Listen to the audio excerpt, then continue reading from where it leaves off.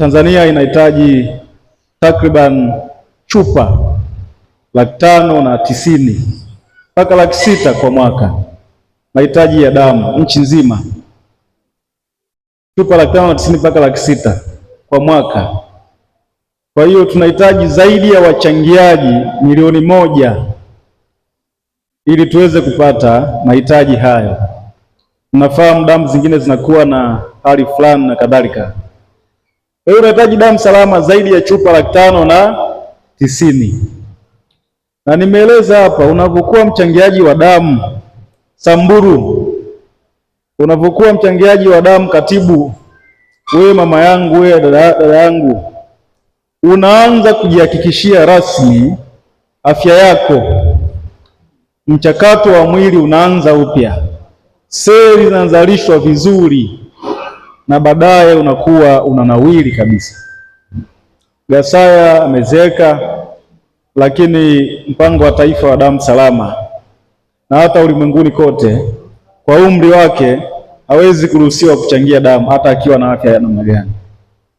Kwa hiyo sisi wenye afya tuchangie damu kwa kadri tuwezavyo. Naitwa Joel Temba, ni mratibu mkuu wa tukio hili au operesheni hii ya uhamasishaji na uchangiaji wa damu nchini hapa, ambayo imeandaliwa na SSI Foundation, SSI Afya, lakini kwa kushirikiana na mpango wa taifa wa damu salama.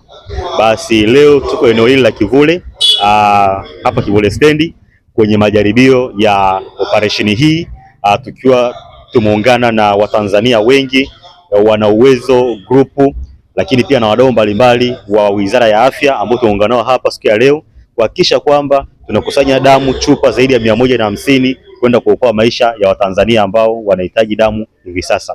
Kwa hiyo zoezi limeenda vizuri, operation imeenda vizuri, watu wamejitokeza kwa wingi kuchangia damu, na pia niwashukuru sana wadau wetu wana uwezo group community ambao nao wameonyesha mfano kuanzia viongozi wao kuona kwamba ili tukio au operation hii ya SSI Foundation, SSI Afya basi ni ya muhimu katika taifa hili.